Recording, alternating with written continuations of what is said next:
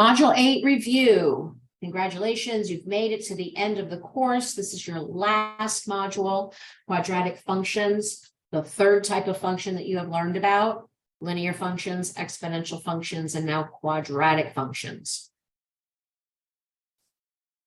So let's talk about solving quadratic functions. First of all, remember when you're solving a quadratic function, what you're looking for are the zeros of the function or the x-intercepts. They're the same thing. The zeros of the function are the value of x when y equals 0. So when the function is equal to 0, what are your values of x? Those are your x-intercepts where the graph crosses the x-axis. So when you're graphing, you can visually see where that graph is crossing the x-axis. When you factor, which you learned how to do in module 7, we then take those factors and we solve for x, setting the factor equal to 0. So what will the value of x be when y is 0? And that's how we get those through factoring. You can complete the square. This is when we write it in vertex form. And once we write it in vertex form, we can find the vertex. We know the axis of symmetry as well. Then you can go ahead and solve for your x-intercepts, your zeros, by solving for the square root. Okay, but completing the square typically is going to give you that vertex, which is an important piece of information. Then we have the quadratic formula. The quadratic formula can solve any quadratic function there is. So if you can't factor it, if when you graph it, you can't determine what those x-intercept points are because they're not crossing at integers, the quadratic formula is going to give you those specific values. Okay, so if you don't want to deal with any other method, go straight to the quadratic formula and you're going to get a solution no matter what. Also remember that when we do solve quadratic functions, there's 3 possible solutions that can occur, meaning I can get 2 zeros or 2 x-intercepts. The parabola, the graph, will cross the x-axis in 2 positions. I can have one solution. One solution meaning that it is the vertex is sitting on the x-axis. There's only one point in which the graph touches the x-axis. So that's going to be your vertex. So you can have one solution. And then we can say there's no solution or no real solution, because that means that the graph, the parabola, never crosses the x-axis. So it's above the x-axis opening up, or it's below the x-axis opening down, never crosses the x-axis, right? And the quadratic formula is definitely going to point that out to you, how you would know that you have no real solution. So let's go through the process of completing the square. Completing the square allows us again to get the equation written in vertex form, and then we can very easily identify the axis of symmetry and the vertex. So when we do completing the square, we separate the x terms, and then I always put that there because remember, I'm going to have to put a value there to create the perfect square trinomial and the factor. So we separate that from the constant. So how do I find what's missing? I take the value of b and we divide it by 2. So that gives me 2 and I square it. So that's the value that is going to go into that space. But remember, when I put that value into that space,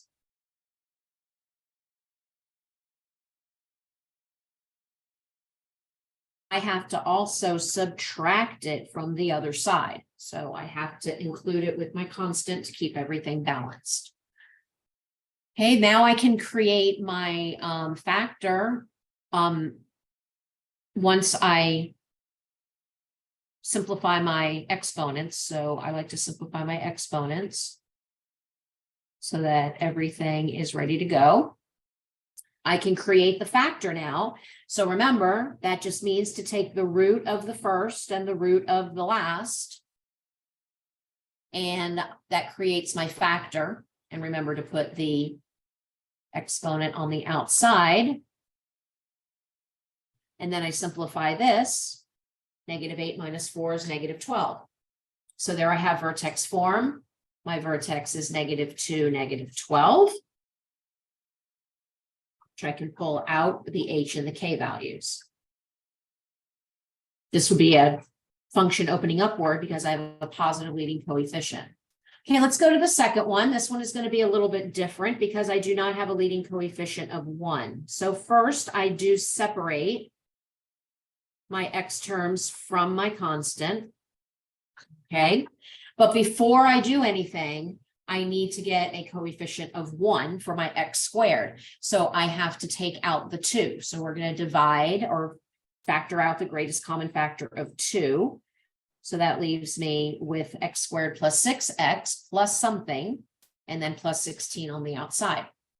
So I'm going to do the same thing. Take my b term, I divide it by 2, I get 3, and I square it. So that's what goes into the empty space. So 2x squared plus 6x plus 3 squared plus 16 minus 3 squared, but I have to also remember that has to be multiplied by the 2 that I factored out. Okay, so I factored out the 2 from one end, I have to multiply it on to the other with the number that I square. Okay, so now let's go ahead and do some simplifying. So I have x squared plus 6x plus 9 plus 16 minus 9 times 2. So let's get all of my values simplified. Okay, so that's minus 18. Now I can create my factor. And I can simplify what's on the outside. So 2. So x plus 3 squared minus 2. So my vertex here will be -3, -2. Okay, so completing the square gets us into vertex form. Right. Now, here's the quadratic formula, granddaddy of them all, the one that will allow you to solve any function. So if you like to factor, certainly attempt, but if the factoring doesn't work, you have to go to the quadratic formula. Okay, if that's not your thing, just go straight to the quadratic formula and everything will be solved accordingly. So one thing you want to remember, the quadratic formula, well, any function when you're dealing with a quadratic, it does need to be equal to 0. So either f of x is going to be here, y is going to be here, or 0 is going to be here. So you always want to make sure that we've got everything here. So quadratic formula, I need a, b, and c.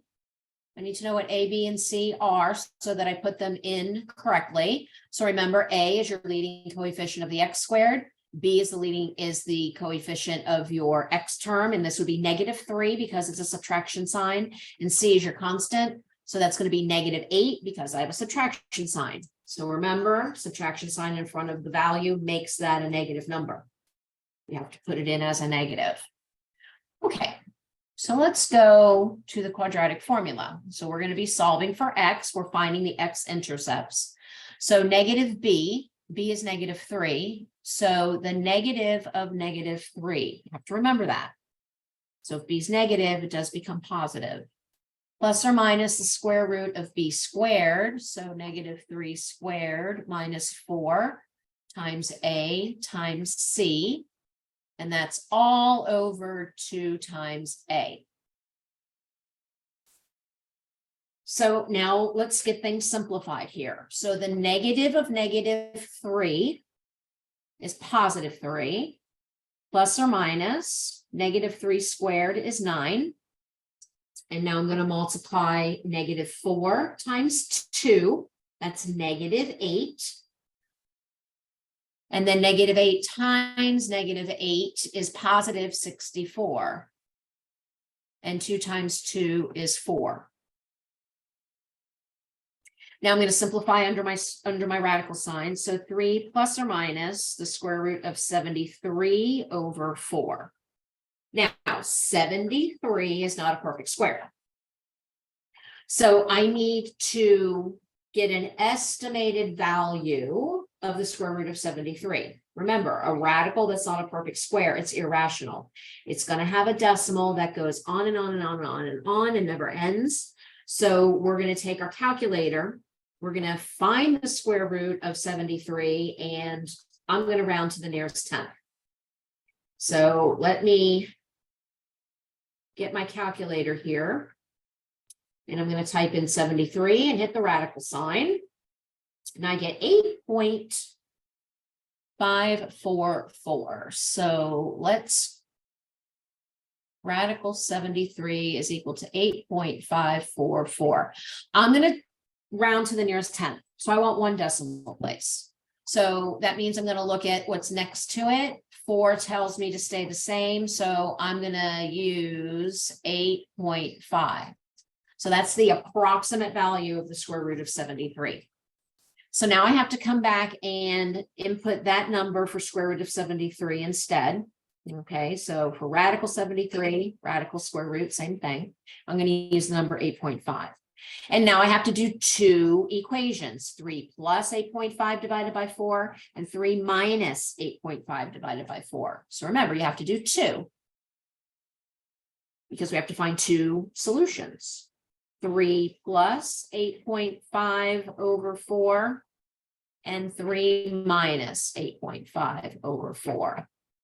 So again, I'm going to use my calculator and I'm going to add 3 plus 8.5 equals, that's 11.5. And I'm going to divide that by 4. I get 2.875. Okay, and I'm going to write the whole answer. I'm going to write the whole answer because it's a terminating decimal. It stopped. It wasn't repeating itself. If it was repeating itself, you would be given directions, round to the nearest 10th, 100th, whatever. So definitely read your directions very carefully. Now let's do 3 minus 8.5. That gives me negative 5.5. And we're going to divide that by 4. Gives me negative 1.375. So those are my two x-intercepts. Those are my zeros. So the graph will cross the x-axis at 2.875 and negative 1.375. So if I have to give a solution, that's how I would give my solution. All right, let's do one more. Because this one is written a little bit different, we notice it is not equal to 0. It's not written as f of x or y equals. So we do need to move this constant. So I want to bring the constant to this side of the equation so that I can have 0 here. So in order to have 0, I have to subtract 2 from both sides. So 5x squared plus x minus 2 equals 0. That is the function I'm going to use in the quadratic formula. So again, I'm going to identify my A, B, and C. A is 5.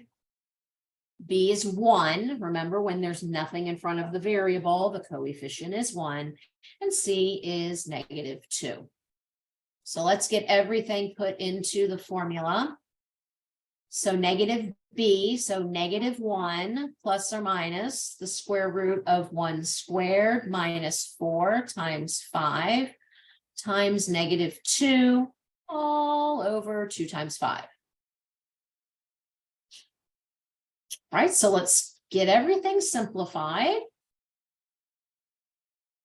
Simplify here. So negative 1 plus or minus 1 squared is 1. Negative 4 times 5 is negative 20 times negative 2 is positive 40. So I'm going to add 40, and that's all over 10. Simplified, I get negative 1 plus or minus the square root of 41, all divided by 10. So again, 41 as a radical is not a perfect square. So I am going to find its approximate value. So again, I'm going to go to my calculator and do 41 and hit the radical sign. I get 6.4. 6.403, but if I'm going to round to the nearest 10th, 0 tells me to stay the same. So I'm going to use 6.4. That's its approximate value. So now I'm going to substitute radical 41 with 6.4. So negative 1 plus 6.4 divided by 10 and negative 1 minus 6.4 divided by 10. So negative 1 plus 6.4 is 5.4. divided by 10 is 0.54. Now I'm going to go -1 minus 6.4 gives me -7.4. Divided by 10 is -0.74. So those are my values of my x's, my zeros, the x-intercepts, that's the solution. I have two solutions. Those would not be able to be indicated on a graph. If you were graphing it, you wouldn't see those values very well. So again, the quadratic formula is going to be your best friend here. Okay, so using the quadratic formula to solve. Now, something you do want to pay attention to is part of the quadratic formula that we call the radicand or the discriminant. That's the part that is under the radical sign. So that's the b squared minus 4ac. This number, when you calculate it, is either going to be a positive number, meaning it's a number greater than 0. It's going to be a negative number, meaning it's a number less than 0, or it's going to be the number 0.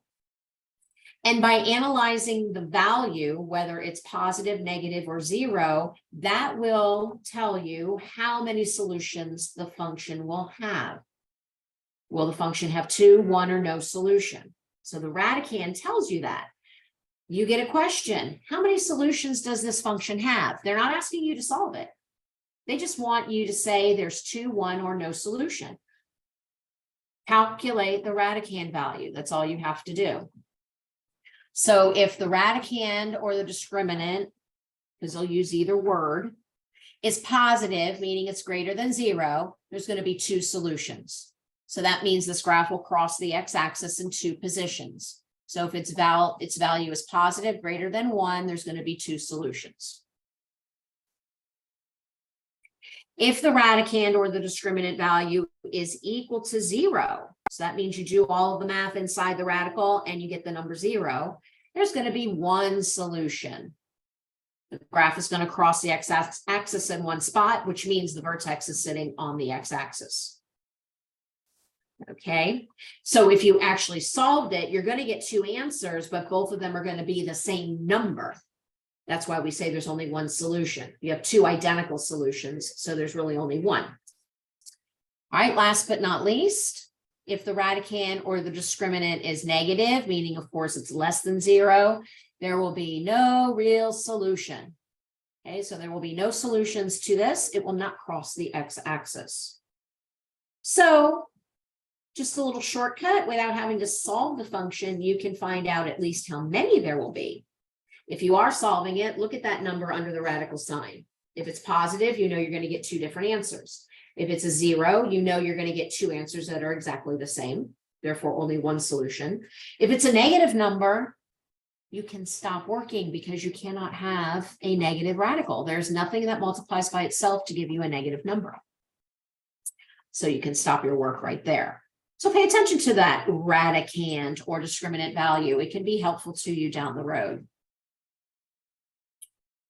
Okay, last but not least, key features of a quadratic function. We've talked about key features with all of your other functions, x and y intercept points,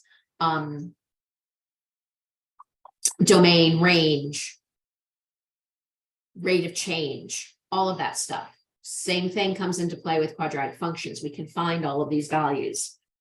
So we're going to take this quadratic function and we're going to factor it because it is factorable. I already know that. So I'm going to factor it. If they tell you in the directions to factor it, you know it can be factored. Okay. If you want to use the quadratic formula though, fine. Go ahead and use the quadratic formula. But if you need to give a specific answer and it has to be in its factored form, you better make sure you factor it. Just a heads up.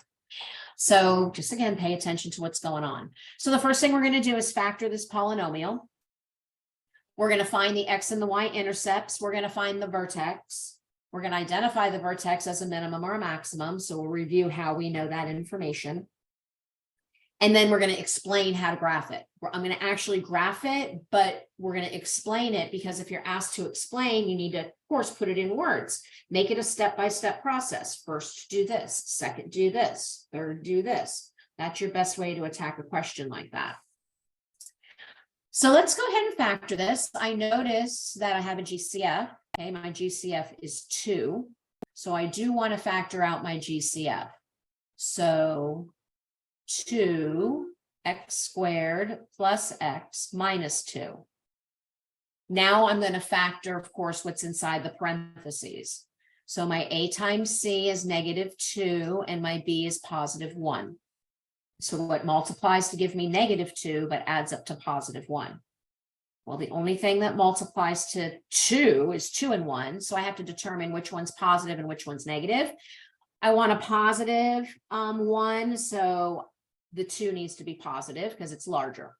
So it's going to be positive 2x and negative x. So let's go ahead and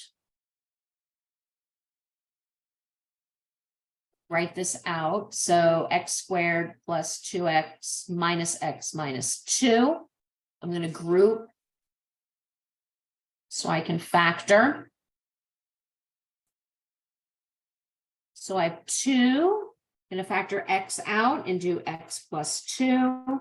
I'm going to factor -1 because I have a coefficient of 1 here, so I can't factor anything out but 1. And that will be x plus 2. -1 times +2 will give me -2.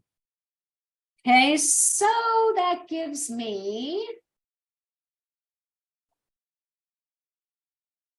2 times x plus 2. Remember, we have the same factor.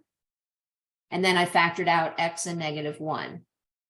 So there is A. I have factored the polynomials. That up here. So I have 2x plus 2x minus 1. All right, so I'm going to clear this out here so we can do a little more work, because the next thing we have to do is find the x and the y-intercepts. So let's do the x-intercepts first. Remember, your x-intercepts means that we are going to take the two factors and you set them equal to 0. You solve for x, and that gives you your x-intercepts. Okay, so x plus 2 equals 0 and x minus 1 equals 0. All right, so to solve, I'm going to take 2 away from both sides to get x alone. So I get -2.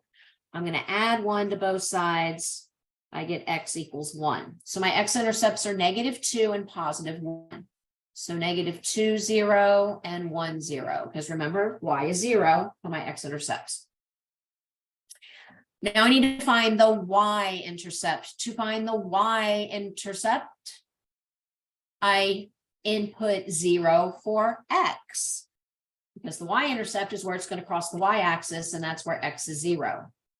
So f of 0 is equal to 2x squared plus 2x minus 4. So I'm going to substitute 0 for x. If you're asked to show your work, this is what you do have to do. So 0 squared is 0. 2 times 0 is 0. 2 times 0 is 0. That gives me -4. Your constant is always your y-intercept. But if you have to show your work, input the 0 for x. If they don't, if they just say, what is the y-intercept? Bam, you can identify it. Okay, so my y-intercept is 0, -4. Okay, next step is to find the coordinates of the vertex. So to find the coordinates of the vertex, I have to find the axis of symmetry first. That's the x value. And then I plug that into the function to find the y value. So axis of symmetry is x equals -b over 2a. Okay, so b is 2, a is 2.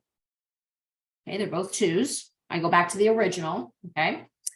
So that means -2 over 2 times 2 gives me -2 over 4, which is -1/2, or -0.5. I am going to put it in its decimal form because it is a terminating decimal, and it's going to be easier for me to do my math. Okay, because I have to now put -0.5 in for x to find y. Okay, so I know that my x The vertex point is negative 0.5 for X. Now I have to find Y. So I go 2 times negative 0.5 to the power of 2 plus 2 times negative 0.5 minus 4.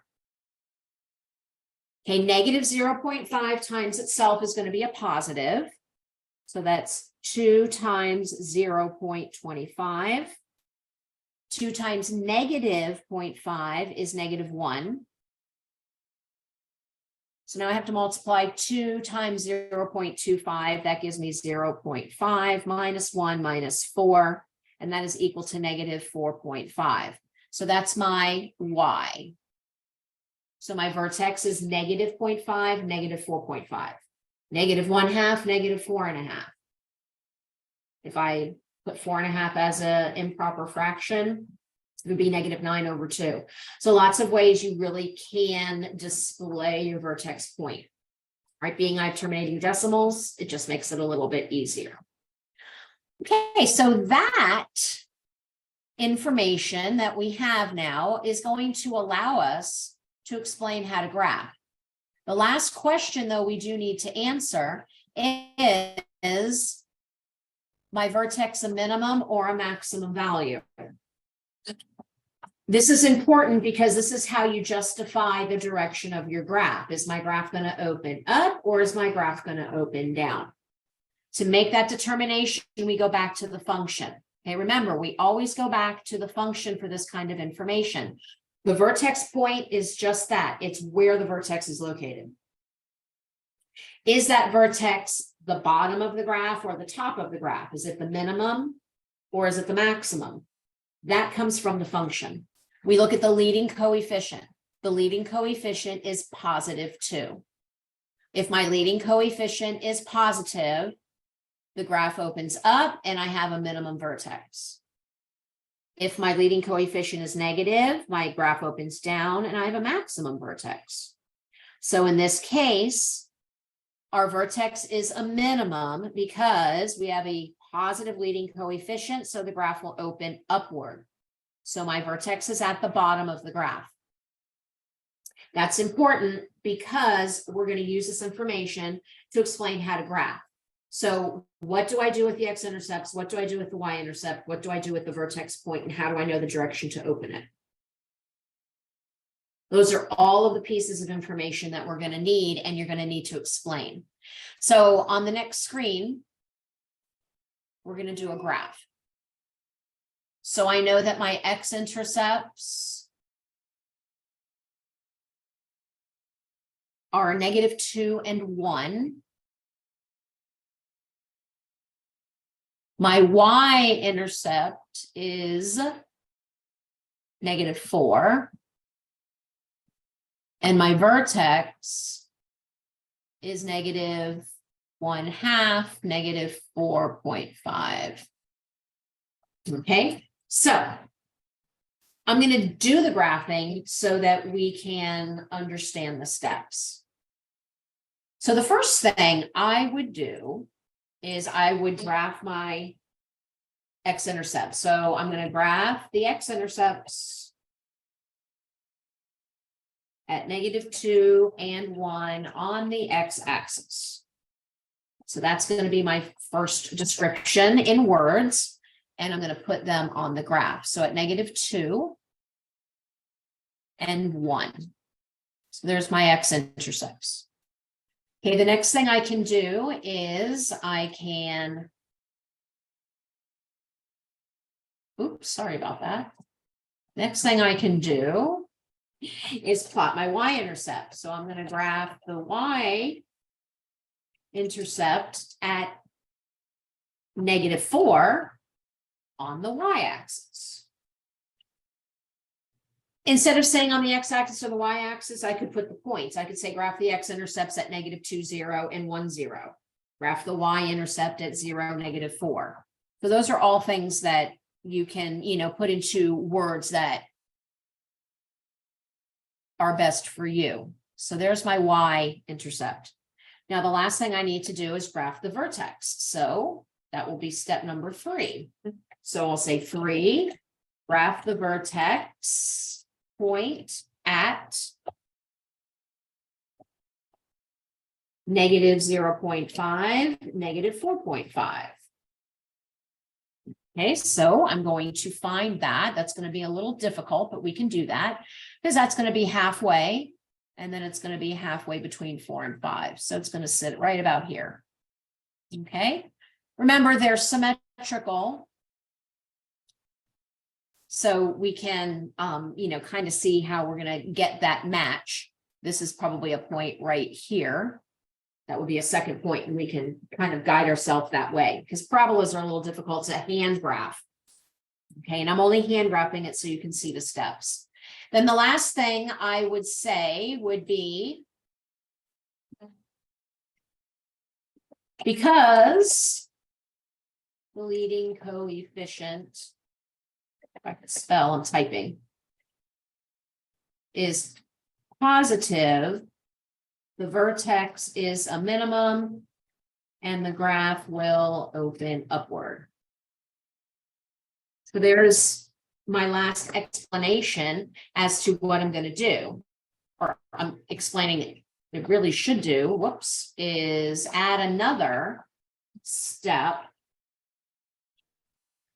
connect the points with the graph opening upward. Okay, I could add that, or I could just make that my last statement. I really don't have to give all that other information. It's helpful, okay, but it just shows that you understand how that graphs. So I'm going to do the best I can here.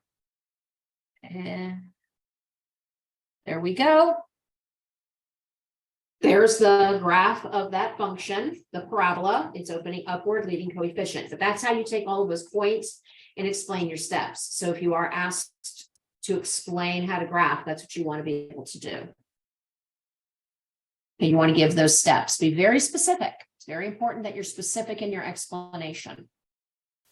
Okay, last thing we're going to do is, again, talk about some other key features of a graph. How do I interpret information from a graph when I'm given a specific situation? So we're going to be explaining what our x-intercepts represent, what the vertex, the minimum or the maximum, represents. We'll talk about intervals of increase and decrease. We're going to find the average rate of change and what does it mean. And then the domain. The domain can have constraints. When you have a real world situation, constraints meaning limits. The domain cannot be all real numbers in some situations because that will not be conducive to the situation. It is something that you don't want in that situation. So you want to know what your domain values are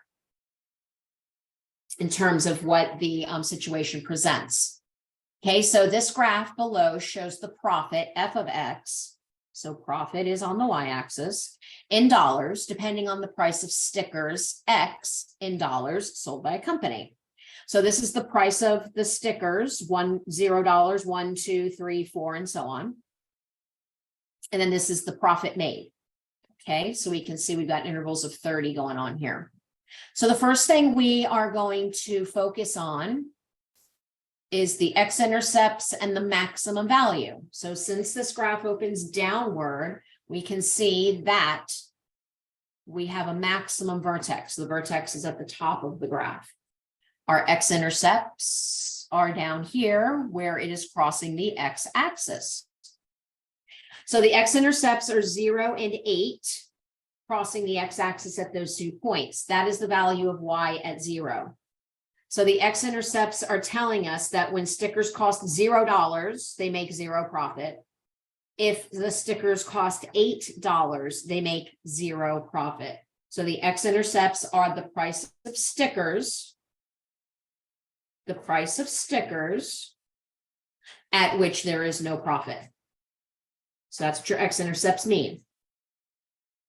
Then we have the maximum value, so your vertex. The vertex is up here. So we can see it's 4,270.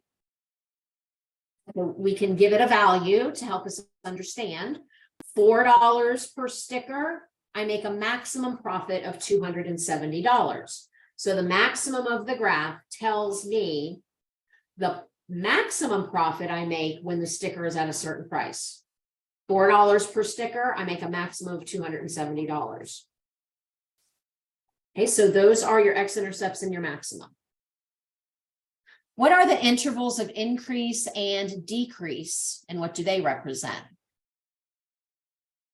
So the first thing we have to do is identify our intervals of increase and decrease. So the interval of increase is from your x-intercept to the vertex, and then your decrease is from the vertex to your x-intercept. It's written as an inequality because it's all values between. So you always start at your x-intercept and go to the vertex, then from your vertex to the x-intercept because it's decreasing. So the increase would be 0 less than or equal to x less than or equal to 4. And that means that when I am having stickers go from $0 to $4, my profit is increasing. My interval of decrease would be 4 less than or equal to x less than or equal to 8. So from the vertex to my second x-intercept. That is the price of my stickers, and I am decreasing in profit. Okay, so as the stickers go up in price, my profit is decreasing. So interval of increase, interval of decrease. So you want to represent those as inequalities because, again, it's every value in between. It can be 50 cents, it can be $1.75, it can be $3.24. You know, it cannot be, the sticker doesn't have to be exactly the dollar value. It can be everything in between as well. Okay, so you find your values. Now, the next thing is average rate of change. We have to find the average rate of change from x equals 1 to x equals 4. So remember, average rate of change is using slope formula, change in y over change in x. So I need to know what my points are. So if x is 1, what is y? So if x is 1, y is 120. X is 4, y is 270. So we use slope formula, 270 minus 120 over 4 minus 1. That's 150 over 3, and that equals 50. So the average rate of change from 1 to 4 is 50.